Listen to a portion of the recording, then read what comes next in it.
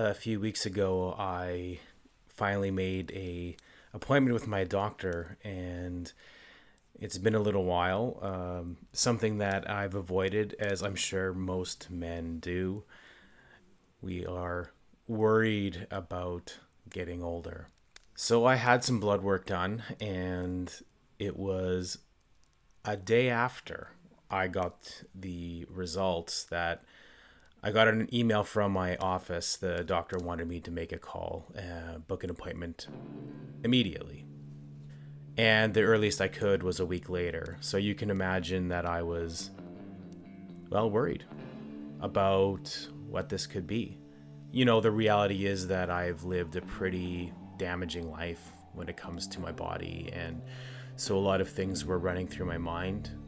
Cancer was at the foremost as a smoker and drinker. That's a pretty common thing to happen at this age. So I was feeling a lot of fear and worry for that week. And I was asking myself a lot of questions of how bad will it be, and what will this mean for my family? Is this going to be a major change? And it started to spin up. I did my best to kind of contain it into a compartment in my mind and put it away, since I still had a lot of responsibilities, but it was there.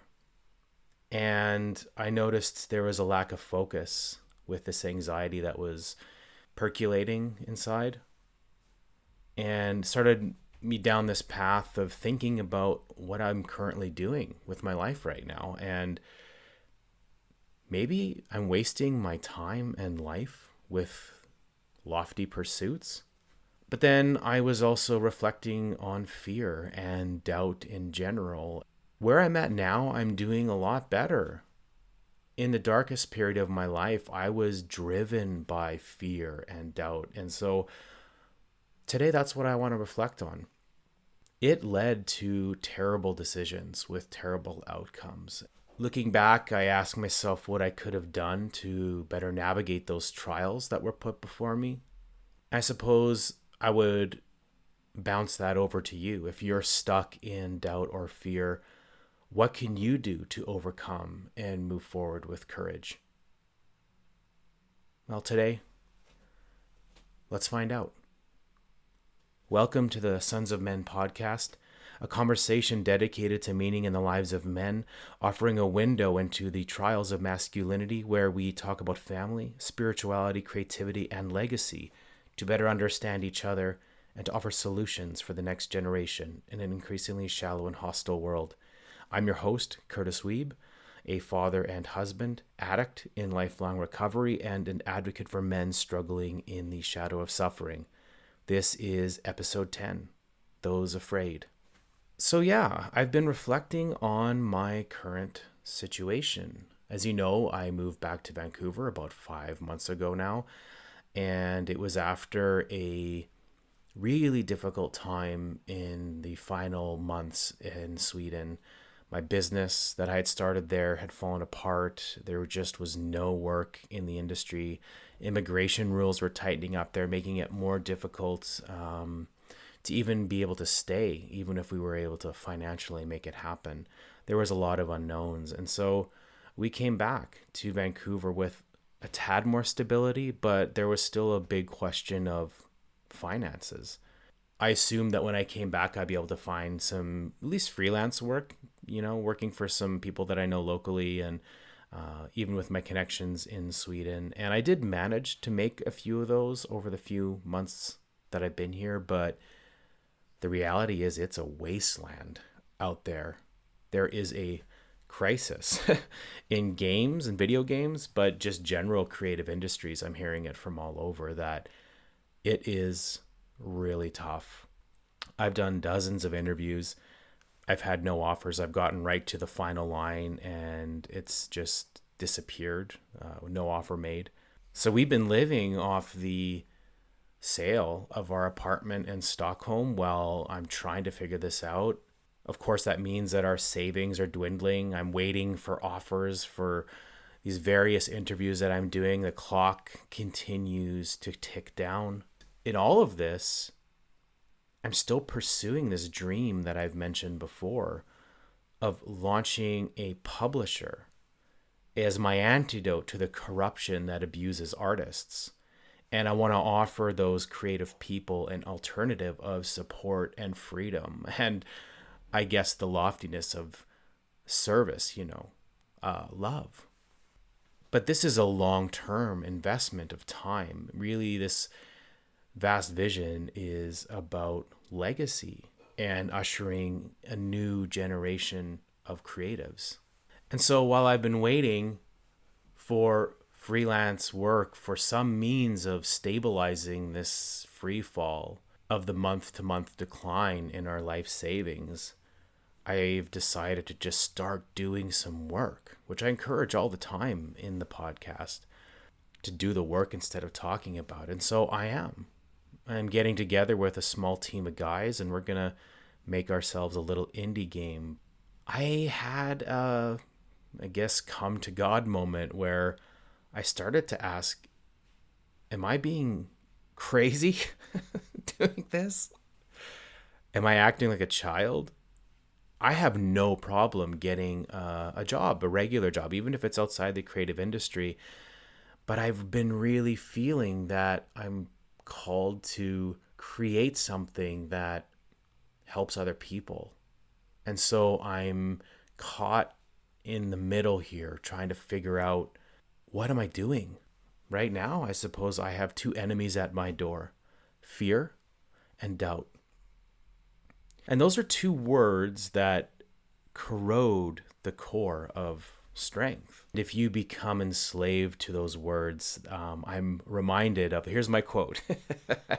I didn't start off with one, but I think it's one of my favorites in fiction, which comes from Dune by Frank Herbert. Fear is the mind killer. What that infers is a rational and clear mind becomes clouded and broken.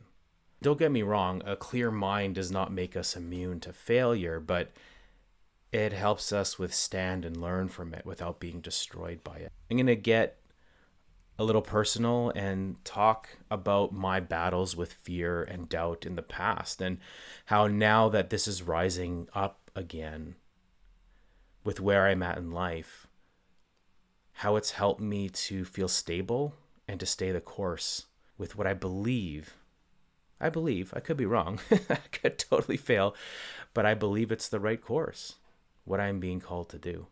I've talked before about my comic book series, Rat Queen. It was the success of that series that led to a deep fear of losing it. And I was tested incredibly along the way. There was a lot of hurdles in the 10 years that this comic series ran. I think the one that affected me probably the most, which I've hinted at before, was a cancellation after what should have been a private disagreement over creative disharmony with one of the artists that had come on to help me deliver the art for the book. It became public, and of course, with anything public, there's a spin, or there's, it takes on a life of its own. And the truth was, I simply didn't have a real connection with the art that was being made. I was having a really difficult time finding the spark. That was really the first place that I started to fear that loss. There was also this interesting thing that happened with the series. And I think if you're a creative who's had any kind of success, I'm pretty sure you can relate to this. I started to notice that the fans of the book, not all of them, it was a group of fans, I would say, started to guide the narrative, I suppose, within me. What do I mean by that? Well, Rat Queens was, I would say, could have been a controversial book. There was a lot of violence and nudity and sexuality, and we covered a lot of topics in the book that I probably wouldn't do now, just given who I am as a person now. There were, I guess, certain things that I started to be afraid almost to put into the fiction. Swearing or certain uses of vernacular that I suppose could be offensive to people. I just would second guess what I was doing and go, "Oh, is this gonna upset people? I don't want to tick people off with what I write and what I create." But that came at the cost of authenticity. I stopped writing kind of from the rawness of the creative vision and started to curtail some of its more rough edges, I think, which is never good for art, by the way. So I caved to those demands, even though they were never straight demands. They were inferred in what I saw in the reaction sometimes in the public. And that caused me to start to hate something I used to love because I made those compromises. I started to get a little bit resentful. I think I've talked to Owen, who came on to Rat Queens, and you've heard him speak on the podcast before. When he came on, it almost became a parody of Rat Queens because I started to really resent it and what it stood for. And I was creating out of bitterness. And while Owen and I had a lot of fun working on it, I think we both recognized that we were doing a literal mocking of something that used to bring me a lot of joy. I think one of the most powerful impacts was that I didn't know how to trust a creative collaborator anymore. When up until that point, it had always been a breeze. I worked with some really awesome artists, and if you look at my library, there's one in particular I think that really helped me through a tough time. His name's Riley, and we did a book together called Green Wake when I was going through my divorce, and that was a really magical time. We lived in the same city. Looking back, I didn't know it at the time, but Riley is an incredible listener. He doesn't hear the words, he hears the heart. You know what I'm talking about, those kinds of people. But we would just sit there and have a coffee together in a cafe, and I'd talk about what I was going through, and he'd sit there and draw monsters. It was so rad to see him interpret those feelings into creatures. What a beautiful mind. I wish I had that ability. But anyway, that was a really great partnership. And I was blessed in my early career with really good creative partnerships where that language between us was easy and comfortable. There was no worry of a bad idea because we would just bounce it back and forth until it became something good. And as you know, this worsened when I moved into the games industry in Sweden. That it was not even a lack of collaborative spirit, but a spite of it. I'm not going to go down that rabbit hole again, but just to say that fear of collaboration, of trusting people, was really galvanized and locked into me in those early years in Sweden. I was afraid of never working as a writer again. I was losing all my contracts. People stopped reaching out to me. I've mentioned this before. I was terrified that what I had seen as this open and wide road of creating art was now just a drop off the end of a cliff. And here's the funny thing. My fear of losing everything literally caused me to lose the success of Rat Queens. I remember many people around me just telling me to be patient, especially my publisher, who I've mentioned before, Jim, to be patient, give this thing time and really find the best path forward for Rat Queens. And I didn't listen. I was terrified of losing it, so I held on tighter. And all this fear led to doubt. It was a 5-year period of extreme lack of confidence and a deep doubt in my abilities as a writer. And as I said, worse than that, I began to doubt people and that any goodness existed in them.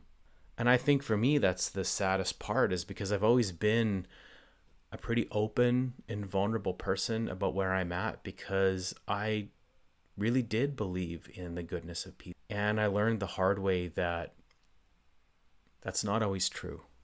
So I became frozen. I was unable to find any meaning in what I did day to day. And these two key words, fear and doubt, if they linger and manifest long enough, these combine and lead to depression, severe anxiety, and I think at the end, isolation. And you know what that is? That is the leading contribution to male suicide. And I don't know if you're aware, but men ages 37 to 45 are 7 times more likely to commit the act. I remember reading that stat when I had my own brush with suicide in 2016. And it has stuck with me ever since and has been in the back of my mind all the way leading up to the Sons of Men podcast. And I hope that isn't the case for you. That maybe you're feeling fear and doubt about your future, or you feel stuck and you don't know how to get out.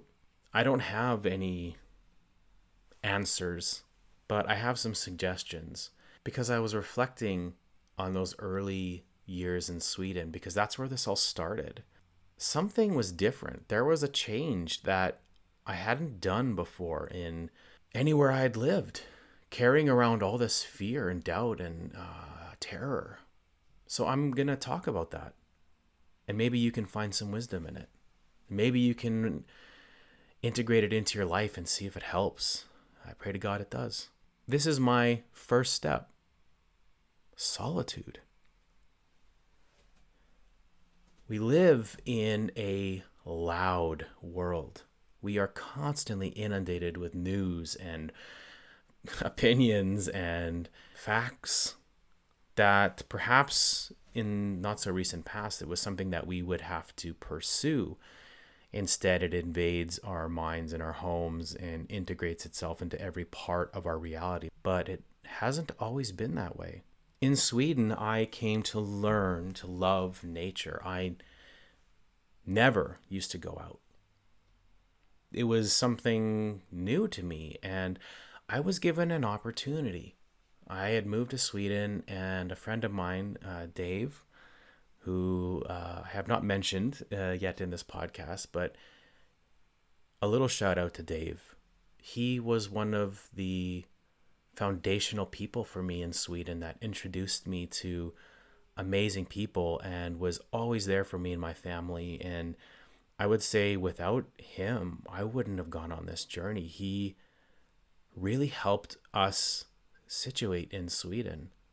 And I'm really grateful to him. And Dave, I miss you, buddy.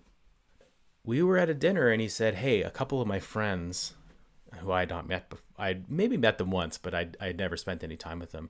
They're going on a camping trip and I'm not able to go. You should go with them. And I remember it was very clear that Dave didn't know me very well at that point because he never would have made that offer otherwise. But I thought, you know what? I'm in a new country. I'll do it. I'll go on a camping trip. I've mentioned this specific camping trip before, and that was with Björn and my other friend, Pierre. That camping trip was incredible. And I've talked about the solitude and the quiet being one of the early foundational pillars for what was to come. Well, that's what happened here.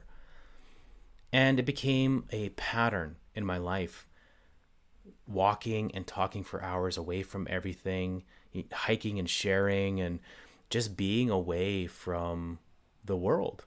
I actually talked to Björn recently, and we were talking about how when we were going through something actually quite similar, he was going through bullying at his own job, even though it was a completely different industry.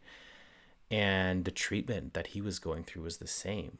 And to be able to tell him what I was going through, and for him to be able to tell me, I felt sane. I didn't feel as though I was the crazy one. You know, to know that someone else was experiencing the same thing and saw similar behaviors, these archetypal bad leadership, weak men in leadership positions, this behavior was being seen in his workplace as well. That saved me. And he acknowledged the same. That quiet, it really does kill anxiety if you allow those feelings and those thoughts to just sit with you, to just feel them out, think about them, essentially in the quiet, attacking the thoughts and not letting them rule you. It's much easier when you're far from distraction. And so I encourage you, get out in nature. I know the first episode I said chopping wood and being masculine isn't the answer. Uh, that's not exactly what I meant. I think there are very valid reasons around it. Men like tasks. We like to get things done. So go to nature, build a fire, cut some wood. I agree with that.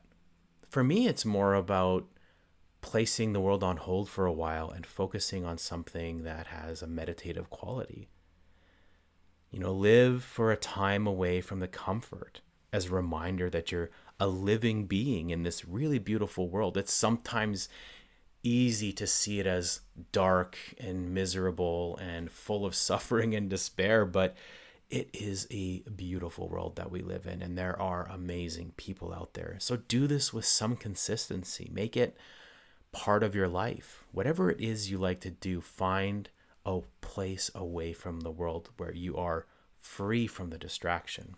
And if you can, find a brother who will join you. It's funny because this whole thing around the blood work, diabetes, that's what it ended up being. I still have to get some tests to confirm, but I'm kind of relieved in a way that this is something I can manage. And I shared this with a new friend that I've met here in Vancouver through my RCIA training, which is your the conversion to the Catholic faith. He's a very healthy, fit guy. And I shared this with him and I asked him, could you be my accountability partner on this? And he stepped up and went the extra mile to help me with my diet and exercise. And I'm really grateful. And just this beautiful reminder, there are good, honest, and loving people out there who will go the extra mile. And I compare this feeling right now in my heart with 5 years ago where I couldn't let anyone in. I was so afraid. And I would have missed out on an opportunity with so many amazing people if I had let that heart remain, if I had been anchored in fear and doubt. And that's really it. That's the first thing I want to recommend is get in touch with nature. I think it's really was the beginning for me. It was the place I could go either on my own or with a good friend and just put all of the anxieties and fear away, because out there you're reminded of how grand the world actually is and maybe how small our problems can be, to give you the courage and the strength to come back and face them. I've seen the evidence of this in my life. I've seen this evidenced in the men around me. And I think this is where the value of that rugged life comes in the context of battling fear and doubt, because we're a lot stronger than we think we are. And sometimes we just need that reminder. Thank you for listening to the Sons of Men podcast. Yeah, diabetes. Here we go. We'll have to see. I have some follow-up tests, and it's going to be a journey. I am grateful that this is something that I can handle. And after a pretty rough life, the way I treated my body, we can't neglect it, And there is a cost to those bad decisions. And where did a lot of my addiction come out of? Fear and doubt. So I think I'm going to move forward with this plan that I have to make something. I've got a runway of 9 months to make something and try to find a way to make some income off of it. And I feel galvanized today to move forward with courage and confidence. I'm excited about the journey, and though I may have concerns, I do not have fears. And I hope that in your life, if you are struggling with it, you can come to the same resolution. And if you need an ear to bad ideas around, just reach out. I'll be here for you. In the meantime, God bless.